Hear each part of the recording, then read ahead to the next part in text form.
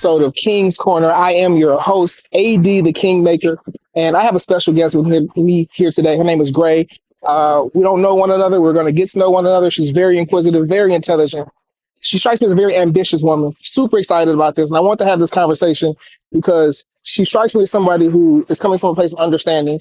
I know she has her own beliefs, and I think that this would serve as a good way for not only you to get to know me, but the people at home and who are watching and the followers and all that to like really get to know me. Because I do lead with my ego a lot, and at the same time, I'm personable. I'm aware of my flaws. I'm aware of what does and doesn't work for me, if that makes sense. So take it away.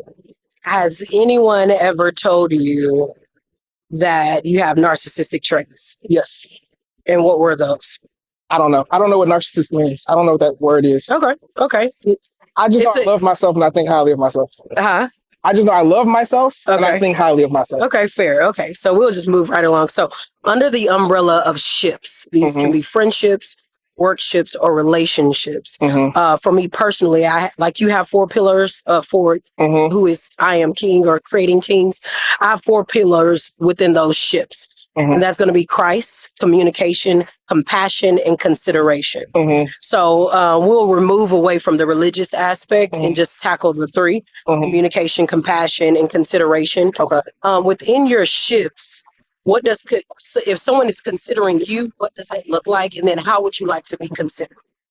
That's a good question. Let me start off by saying this. I think that consideration, I don't know if I want to say it's overrated. It can be dangerous. No, dangerous is not the right word. Put it this way. If I come home and I'm like, look, I need sex. I've had a stressful day. I need a release or whatever, right? And let's just say my wife is just like, hey, I've had a hard day. I've got a headache or I don't feel good or whatever. I can consider the facts that you're not in the condition to give me what it is that I want. But if it ends at consideration, then it's like, my need is still not there, right? I can consider you, but that doesn't solve the problem at hand, right?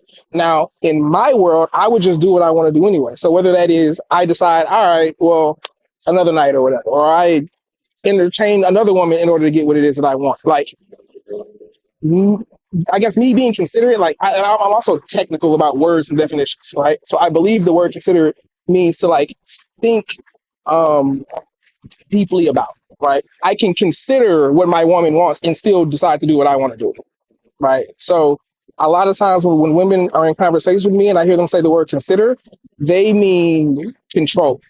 Like, I want you to consider me, meaning I want you to do what I want you to do. And it's like, I can consider you, but what I do in the final decision is still up to me, if that makes sense.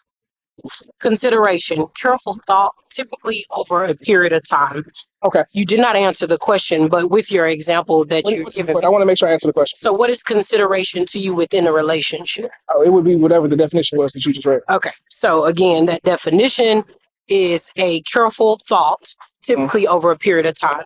And so the umbrella is just ships, right?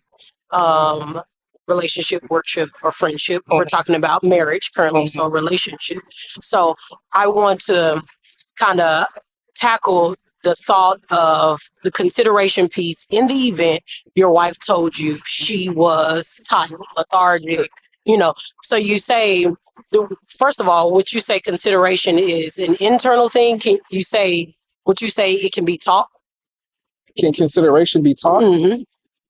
Yes. Because you said the problem is that your need wasn't met. So you listened to your wife. You had a thought about it, but do you think that you considered her? If I thought deeply, then yes, I consider it. Okay. So those are 2 different things. So consideration. No, for sure. Okay. That's the definition. But consideration in a ship, I would like to extend the olive branch of it is an internal action within it's an internal action that is expressed outwardly to the topic at hand, this particular time, your wife, right? Why couldn't you, or just teach others how to be a king in this situation? Why couldn't have you versus saying, okay, this is the problem and moving on from it? I'm all about optimal relationships, high quality relationships. And I don't believe that optimal, highest quality of relationships have compromise. Do you think the way that you respond, especially it being outwardly, could be one of the issues that we have in relationships present day? What do you mean? Exactly. It's probably tens of thousands of men who wants to have sex and they don't care how their wife feels. They simply say, okay, you're not going to give it to me. Cool. I think a podcast with Ladarius, Dear Wifey podcast, he just spoke on something not too long ago stating that in his first marriage that when he didn't get what he needed from his wife, he would turn to porn. Pornography was the topic at hand. So not assuming that you do that or not even insinuating that. I think sometimes as a woman, myself personally, we get into relationships where if we're allowing you to lead or we are submissive in a sense to what you have going on, you say no. Some feel obligated to put themselves on a back burner and please you or please their spouse, right? And then also you have others who may be an intellectual, intuitive person, but an introvert that may feel like you're pushing them to the side. You did not consider them. And I think that's a big issue within relationships nowadays is the lack thereof consideration because one, we're trying to avoid a confrontation. One, we just don't have the time and we don't want to deal with it. And then I think a lot of how we continue to build is not what you say, is how you say it, right? I agree with that. Body language matters. And again, we're talking about just a marriage right now. But I am not married, but this is just my opinion. I am a vessel in which a lot of friends, married, engaged, do talk to. But it is a trending thought and a trending thing currently that because I take care of everything and I feel this way and I'm prideful in this, you're not going to give it to me. Okay, cool. But what that is, when we put water under the bridge, it builds. Yeah. Surprisingly, it builds. But so I think my thought is a little different. You heard it in the spirit of, oh, okay, well, you can't please me, so then whatever, I'm a whatever, right? And I will say, I don't say by nature, I'm a very nurturing person. Like, I like to be soft. I don't argue with women. I don't like to raise my voice. Like, all my women call me daddy. And there's a reason behind it. There's logic behind it, right? And so if I'm ever in a mood where it's like I'm being rude or I'm being curt or I'm being whatever, it's like, that's something I come back and I apologize about, right? Because I was acting in a way that was beneath me or unbecoming of me, right? Now, at the same time, I don't tend to engage in a woman's emotions because I used to overindulge.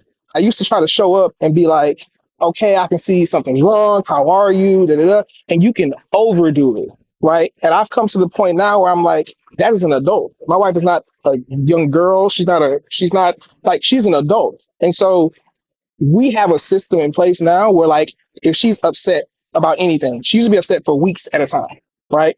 Now I've showed her how to get it down to like seconds. And she also understands that, like, if you desire to be upset for hours at a time, hey, do that over there. Do that over there. Now, if you want, once you want to come over here, you want to use the system so we can label the emotion, we can figure out how you feel so we can get you back to a state of joy. Because I only like to do joyous ones. If you got a bad attitude, stay away from it. Because it's a full-time job keeping my energy and my vibration high. I cannot control how you feel, nor am I going to try. I'm just going to set the expectation of this is what I'm expecting. And when you're not meeting it or you're falling short, I'm going to assist, but only if you want the assist. Just like if you see me stressed or anxious or whatever, I would expect that she like comes and says, hey, I can see this on you. What's going on? Do you whatever? And so there's a system in place, right? And I also I only do effortless relationships. Effortless. And so effortless is like basically she believes that I am the best that she can do. If a woman believes she can do better than me, then I would request that she go and do better than me. Yeah. But if you believe that I'm the best that you can do, then I'll see it in your actions. I'll see it in your mannerisms. And when it's like that, they make everything easy. Like if I meet a chick on the app and she really, really likes me, and I try to set the date up, and let's just say I say, okay, hey, so hold on, if you don't mind me. Yep. Let's take a step back here. Absolutely. Who is AD? He's that nigga. He's 5'4". I work in tech, and I'm very analytical. I'm very engineering based. I like to read books. I love psychology. I love people, mostly because I love myself. And I have this thing where like I have a lot of curiosity. Like there's certain books, like pickup artist books, that I will not read because I know if I read it, I'm going to go in there and I'm going to try every single thing they say, and I'm going to like, because I don't ever just take anything in as facts. I like to figure out, okay, they said this is true. Let me go prove it. Let me go run. Let me go run by 500 women to try this and see what the numbers tell me. I'm very data driven, right? Because if you go off of what people say, you start to fall into these. I think they're called colloquialisms. So it's like if I'm over here in this group, they're going to say, "Well, a real man is da da da da da," but this group says, "Well, a real man is this." Like there's Les Brown is a speaker who I love. It's motivations, and I heard him say one time at this conference I was at. Baby, he said, baby, I come from an era where if you got a man and a job, you need to get rid of one of them, right? So that's his demographic. So his demographic, and in his head, a real man makes it to where you don't have to work a job because he's gonna take care of everything, right? But if I go and I'm around another group of men where if I talk to a woman and ask her, well, what is a real man? She's gonna give me a different definition. So I don't need anyone else's definition of what a real man is. I just need to figure out, who am I? What do I like? What do I not like? What am I willing to stand for? What am I not willing to stand for? What are my triggers? And what kind of woman compliments me? And let's just sort through. Let's just sort through it. Like, I don't know if that answers the question, but yeah, I'm a husband, I'm a father, I'm a nigga, I love myself, I love people, and I think men are struggling today, and they need. I think that we live in a time today where femininity is praised, and masculinity is shunned, and we have men who like they don't accept themselves, they don't like themselves, they don't love themselves. And in turn, your woman cannot love you more than you love yourself. She cannot respect you more than you respect yourself. And she cannot accept you more than you accept yourself. And she will never probably fully accept you because her nature is just different. Like, I will never know what the lived experience of a woman is. I can try to mentally understand. I will never truly understand. Just like a woman will never truly understand what it's like to be a man. So when my son falls down and bruises his knee and she rushes to his aid, it's like, I used to be upset, like, stop babying him, you coddling him, you gonna make him weak. But it's like, no, that's her nature. Her nature is to be nurturing. Her nature is to make sure he's okay. My nature is to say, that nigga gonna be all right, leave him alone. He's going to live. And my son needs both, right? And so I've just learned to accept people for who they are, and men need to be challenged. So that's why I speak this way a lot. Like a lot of men have been coddled. They've been raised by mothers, single mothers. And it's like, this makes them relate to their emotions like a woman, if that makes sense. I'm here to say, like, hey, bro, it's okay to be sad. It's okay to be all these things. But at the end of the day, a man, in order to change his life, he has to take different actions. A lot of times for a woman to change her life, all she has to do is think different. She doesn't necessarily need to take a different action to solve all her problems. Men need to act differently to solve their problems in most of the cases.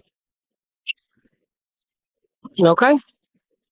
Oh yeah, I have plenty. I think so. I started off by telling you these are kind of my 4 pillars of a relationship. We're going to leave Christ alone, but talking about compassion, consideration, and communication. You've given me your response about consideration, but I think, excuse me, when you just mentioned you and your wife have a system, I guess we can just talk about relationships and let's just stay with that category first of all. And then I think that system, the thought of the systems will fall into how you communicate and how you're compassionate. So just tell us about this system then. What is the system of communication as far as emotions are concerned? Well, you said y'all have like a system now where it used to take her several different weeks. Now down to seconds. Yeah. So I feel like that system falls under the category y'all had to communicate, or you saw this you saw she had a pattern of holding on to things for weeks at a time. Yes. There was nothing you could do, or it created some type of tension or friction within the marriage. Therefore, you communicated and you led as a king to do what? I got you. So let me first say this. I was in a position where I wasn't willing to leave. The first thing I had to do was be willing to leave. I had to be willing to say, hey, you can do that, but I'm not willing to be in a relationship with a woman who's going to act like this for weeks at a time. And it's not having the emotion. There's nothing wrong with any emotion. There's no wrong emotion. It's choosing to sit in that emotion for weeks at a time, right? Because I got to the point where I'm like, look, if I get upset, and I run a business now, so I cannot afford to sit in any negative emotion for too long. Like, my family needs me to produce, and I'm not going to be able to produce from a negative state. And I'm like, look, if I can go through something difficult and it's not even to be comparative. But if I can go through something difficult and have a strong emotion and figure it out in 3 days, and I'm joyous again, right? Then maybe it don't take you 3 days, but we can get you down to 6 days. It ain't gonna be 7 days, 21 days. We're not doing that, right? And I remember she was in therapy, and the therapist and all her friends, right, would be like, "That's so wrong of him. He shouldn't put that expectation on you. You should take as much time as you need to heal. Cool, you're gonna heal by yourself." Because what that means is that you're choosing to sit in it. And we also got to look at, like, again, what I said earlier, no one can make me feel anything. I always choose to feel. I might have chosen it unconsciously to feel that way, but everything is a choice, right? And so basically what we do, and I do this for men in my coaching calls too, is like we label emotions, right? There's only 4 or 5 major emotions, and then there's a gradient there, right? So sadness is one emotion. On the strong end, it's depressed, and on the low end is like, I'm a little sad, right? But it's all one big emotion. There's sadness, there's joyous, there's anger, there's disgust, and I've put words to all of them. Like, all of them have definitions, right? And so what I've come to learn is that if you are in a situation and you have a feeling, right? The moment you put a lot of people, I'm jumping all over the place. A lot of people, we communicate our emotions in the wrong way. We say, "I feel like you don't love me." Well, you don't love me is not a feeling. That's a thought. That's not a feeling. Love is a feeling. Sadness is a feeling. Anger is a feeling. Those are feelings. When people say things like, "I feel like he disrespected me," he disrespecting me is not a feeling. That's a thought, right? So I show her how to go from, this is the thought that I had, and this is the emotion that I feel about it. And once you put those two together, the emotion goes away.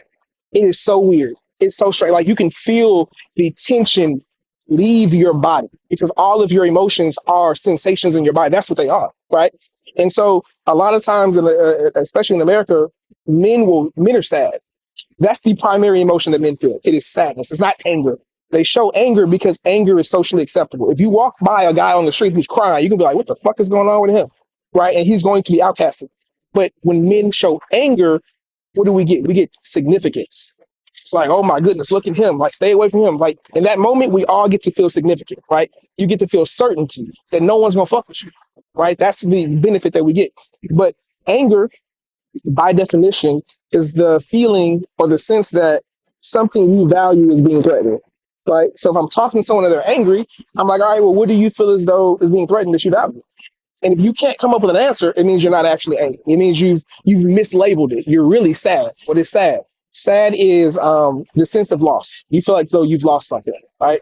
So I've talked to guys online. I had a guy hit me on Instagram, and I help men get into technology jobs and make 6 figures and work from home and things like that, right? And I had a guy reach out to me, and he was like, "Hey, bro, I want to get into tech." And I'm like, "All right, cool. So what's your goal? Like, what's the outcome, right?" He couldn't give me an answer, and I said, "Bro, honestly, you sound confused. You sound lost. You sound like you lack clarity, right?" And he responded and said, "What do you mean I'm lost, bro? You sound like a bozo." And I'm like, "Oh, so you're getting upset? Well, okay, you're angry. So, and upset is not an emotion either. Upset means I got a whole bunch of emotions going on." You know, it's interesting that you say that because no one likes to be told how they're feeling. Mhm. Like, how you gonna tell me so you're upset? But I don't want to get off here. You're giving me great examples. Yeah. So you did answer it, and you basically y'all got to a point where you separate the emotion And the thought, and the then, thought. and I'm not telling the feelings. I'm asking. Right. So right, you right. seem as though you're angry. Right. The definition of anger is something that you value as being threatened. Right. What do you value as being threatened? Right. If you can't answer it, then that's not the. And if you answer it and the emotion doesn't go away and it's still in your body, you've mislabeled it. Because once you label it correctly, it goes away. It is your subconscious mind trying to communicate something to your conscious mind. Right. And you don't know what it is. And so your body is sitting in this restless state. So that guy, when I'm talking to him, I'm like, "What do you want? You're unclear." Da, da, da. It's like, all right, well, he looked like he was angry. What was threatened that he valued? Maybe his self-image, right? Because it doesn't have to be a physical, tangible thing that's being threatened. Someone could go tell Lizzo, "Hey, you're not a baddie." And in her head, she believes she is a baddie. So what's being threatened? Her identity. You see what I'm saying? So it's just, I like to help people understand themselves, because you can't be honest with me if you're not honest with yourself. It's not possible. And you may not even be trying to be dishonest with me. You might just have a blind spot. You just may be unaware of something about yourself. And so when I ask you and I'm communicating with you, it's like, "Bro, you're saying," I had a guy who said, he was dealing with a lot of racism at his job, right? And he was saying like the white coworkers would come and take their pants down and sit on his car and like leave an imprint. And I'm like, okay, that is some serious racism, right? And I'm like, how does that make you feel? He said, man, he said it just like this. He said, man, if I'm being honest, it pisses me off. And I'm like, okay, the words say pissed off, but the tone says you're sad. So there's a lack of congruence here. You sound like you're sad, bro. Sadness is a feeling of loss.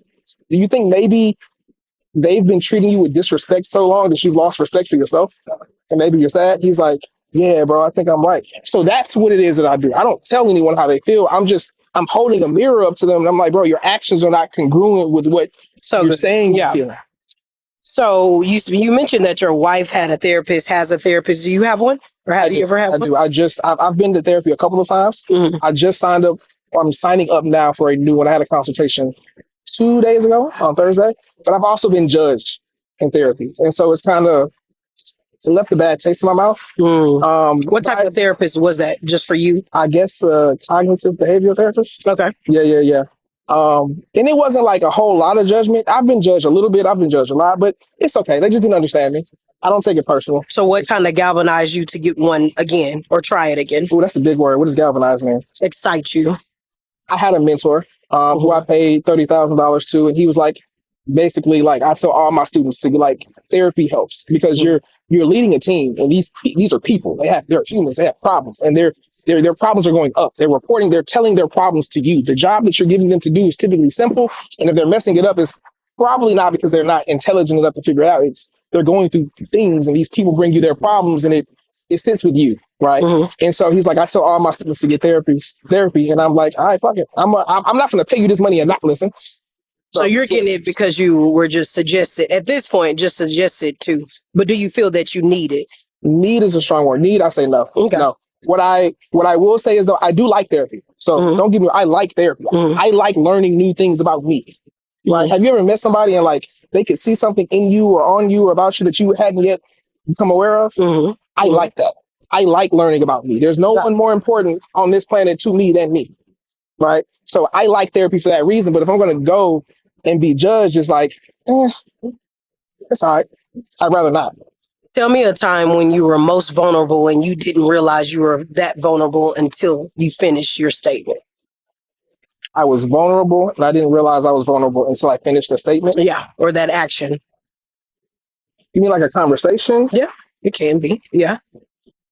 Okay. So this past week, it wasn't therapy. It was a consultation to be in therapy. It was like a 20-minute conversation to see if we like each other and stuff like that. And one of the questions or the things we were talking about was what family dynamic do I want to build, or what dynamic do I want to build within my household, right? Because I have a weird relationship with the word family, right? To me, family is a couple of things. It's people who you are associating with and related to by no doing or choice of your own. Like you were put here and this is your little clan and you're related to them, right? And I look at other people's families sometimes and I'm like, they have things to be proud of. Like they can trace their lineage. People are doing big things. Like my family full of crackheads, drug addicts. And it's just like, there's no one to look up to, if that makes sense, right? It's funny because I work in tech and I have a lot of homies who are brown, like Middle Eastern and stuff like that. And they go out of their way to like make their family and their lineage proud. I never woke up one day on God's green earth and been like, I want to make my family proud. No, I'm already the best. I'm already leading. I'm already out front. Like I don't need to make anyone proud. I just need to figure out who I am and what it is that I want. But to go back and answer your question, I was talking to her and I was like, yeah, I want multiple women in some sort of a capacity.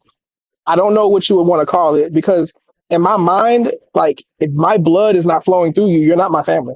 You're not my family. Like I can impregnate a woman. She can give me children. That child is my family. And there's nothing they can do about that. That woman can come or go or leave at any moment in time. So that's, to me, that doesn't meet the standard of the word family, right? Now, maybe the way I think about the word family is off, but that's what the therapy is going to be about. But as I was opening up and telling her this, I could feel myself being uncomfortable because she was making me think deeper about like why I believe what it is that I believe.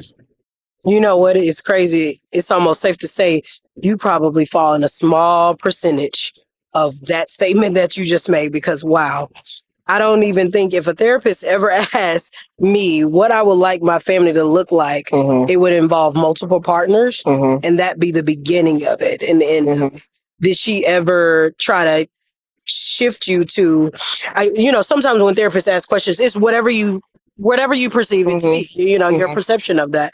But I guess I want to ask that question then, when it comes to your kids. Are you telling me now that because your wife can come and go, the only thing that's family under your household right now is you and your 3 children? I'm trying to make it make sense. Technically, based on what my definition of family is, I guess, but I'm also open to changing my definition. Okay. Right? Like I'm open to getting a new idea. I understand that as a child, the family that you're raising, that paints how you see the world. Right? And so I've been to, I forget who it was. There was this chick I was talking to, and she just like would talk about their family reunions, and I would just be like, bro, who would I be if I grew up and we had family reunions every year and we talked about Paw, we talked about his legacy, and like all these people around me who had my last name were winning? I would think differently about myself. I would think differently about the word family, and I would be a totally different person today, right? And I'm aware of that, and so I think that what I'm really excited about with going through therapy with her specifically is that I'm going to get new definitions. I'm going to have new ways of thinking about things, because without clarity, you can't get what you want. What is the age and sex of your children? I have a 13-year-old son, and then I have 2 under the age of 2. I have a boy and a girl. Okay. 2 boys, 1 girl. Okay. You've given me a lot of meat and potatoes of a lot of different things. But to end it off, as you are creating and building kings, if we wrap all of those things into a pretty bold box gift, what are some words of encouragement and advice around ship and compassion and consideration, being vulnerable, that you can give men? So I'm hearing you say you think men need to be compassionate, vulnerable. Yeah, I still think they should. I mean, and you are in your own way, in your own right, and it looks different for everyone, as you said. But everything that I asked you, you do, but your way. And you have a woman, you have children who submit to that, who are okay with that, and abide by the leadership in which that you have given. So we just use different terminology. Yeah, so I just figured, as you're building kings, it's someone who probably praises the ground that you walk on. So initially, if you could wrap all of this, last 45 minutes of conversation that we had into a pretty bow and extend the invitation of, this is just, Gray is just one woman, but obviously these are the things these are my pillars. If I was someone that they were attracted to or wanted to approach, how would you say they can build in that character, integrity? Yeah. So I don't think I said this earlier. I believe selfishness is a virtue.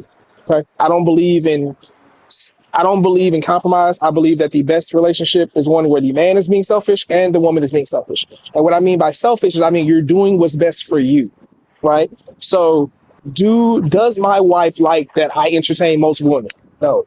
But she doesn't. She's doing what's best for her by being with me, because she understands that if she were to say, you know what, I deserve more than this, I'm out. Okay, well, someone else is going to take your spot. And I'm still going to be doing what I was doing. You just won't be benefiting from any of it, right? So there's average men, and then there's top tier, right? And I'm not saying I'm a high value man. I only like terminologies like that. What I'm saying is women break their rules for the men who they really, really, really like. And I tell women that you should go get the best guy that you absolutely can, who has good character, who has your best interest at heart, who is masculine, who wants to lead, who's not looking to be your equal. He's looking to lead, and who you desire to follow. That's what it comes down. You have to desire to follow him, and he has to desire to want to lead you, as opposed to, we're going to be in this marriage and I don't like you, you don't like me, and we're going to make it work for the kids. I've tried that. I've been there. I've done that. That shit don't work. It don't work. And the men who say happy wife, happy life are the most miserable niggas on this planet. And it would be hard to convince me otherwise, because I've been there. Everything I'm talking about is because I've been there and I've done that. And so essentially, I'm going to wrap this up and say, the reason I call myself the kingmaker, if I say I'm that nigga, or I'm a nigga, right, which I am that nigga. But if I say in a rap song, I'm that nigga, no one bats an eye. But if I say I am a king or I am a god, then people are like, who does he think he is, right? And I just look at it like, bro, kings didn't have running water back in the day. We have running water. They didn't have AC, right? They did have multiple women, right? But like everybody, whether they know it or not, today in America, who has like an apartment or a car, you know, you ain't got to be killing it. Everybody today lives a better lifestyle than what a king did 1,000, 2,000 years ago, right? So for that reason, I am a king. Like if I can call myself a nigga, I can call myself a king, right? And it's not for anyone else to agree or disagree with. It's just my opinion on me. And how we get there is the four pillars. If you want, I tell men, don't chase women, right? Because if she's running, that means she doesn't want to be caught. I've learned like you've got to accept who accepts you, right? You can't be running away from me, or I'll put it this way: you don't need to be afraid of losing a woman who can't get enough of your time. If all she wants to do is call you, text you, see you, bro, that's the woman for you. She's making it obvious. She's putting in effort, right? And so many men are in relationships today where they're like, oh, well, you know, what I got to do to keep her? It's like, bro, you're already on the wrong foot. If you're thinking about keeping her, that means you're putting her on a pedestal. That means you're making her more important to you than you are to yourself, right? And so that's why my four pillars are self-love, self-respect, self-acceptance, and gratitude. Everything starts with gratitude. If you're not grateful for what you do have, you will not get more. And you could be on top of the world, you could have billions, but if your attitude every day is misery and suffering and jealousy and bitterness, that's the quality of your life. So everything starts with gratitude. You must be grateful for everything you have, even if you don't believe you have a lot, right? And then from there, we go to self-love. What is self-love? Self-love is self-investment, right? And this is small things like drinking water, going to the gym, hanging out with people who energize you and pour into you and make you feel good about yourself. Whether it's going to college and getting a degree, like spending your money on things that make you better is self-love, right? And your energy and your time, right? Then there's self-respect. And I'm still iffy on that one, if I'm being honest, but respect, another word for respect is admiration, right? So treating yourself like someone who you admire.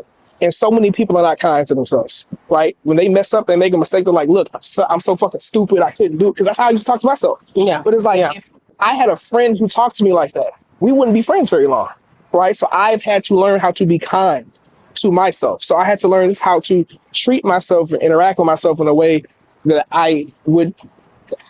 how I would interact with someone who I admire, right? So that's self-respect. And then lastly is self-acceptance. Men are different than women. We're not the same. We have small differences, but those small differences make a big difference, right? And so accepting that a man's nature is polygynous, right? Accepting that we are different, that the male brain and the female brain is different. It is not the same. And you're not wrong because you don't think how your woman thinks. Just because she wants you to do this and you want to do this, you don't need to feel bad that you don't want to do what she wants you to do. It's okay, bro. You are a whole human being. You existed. You were whole before you met her. You're gonna be whole when she leaves. And a lot of men, like Lusha said earlier, they're dating from a place of desperation. It's like, I don't feel good about me. I don't like being alone in a room with me.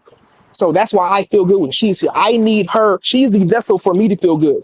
Though I love my wife and my kids and all that, my best time is when I spend time alone. And every morning from 4 a.m. to 7 a.m. is my time alone with me. Before anyone wakes up, I'm reading, I'm meditating, I'm doing my journal. Like, that is the best time of the day.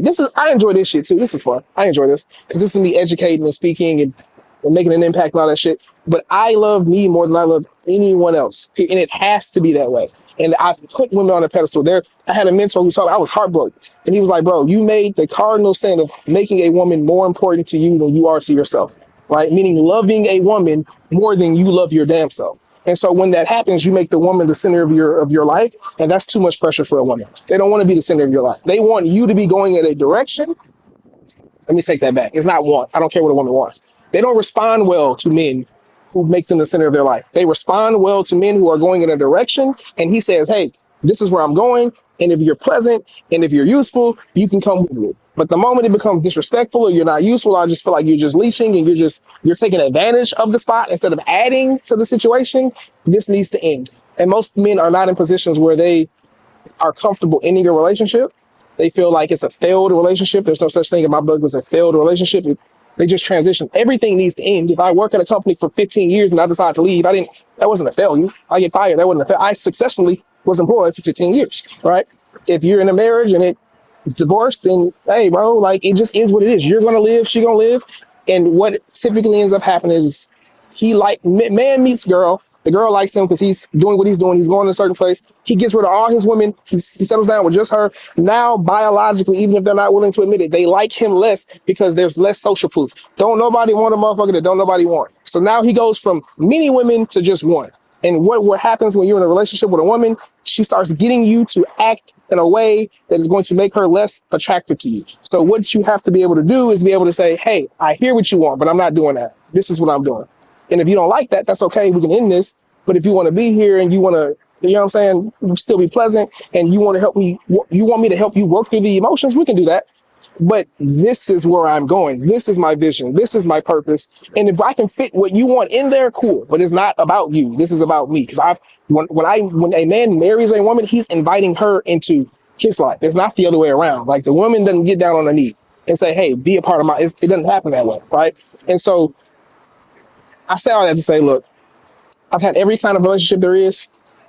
I've done the sugar baby thing. I've done marriage. I've done girl related. I'm telling you, I've done it the wrong way enough times to know what doesn't work. And the shit that don't work sounds good. They put it in music, they put it in books, they put it in movies, in Disney. The shit sounds good. It just doesn't work.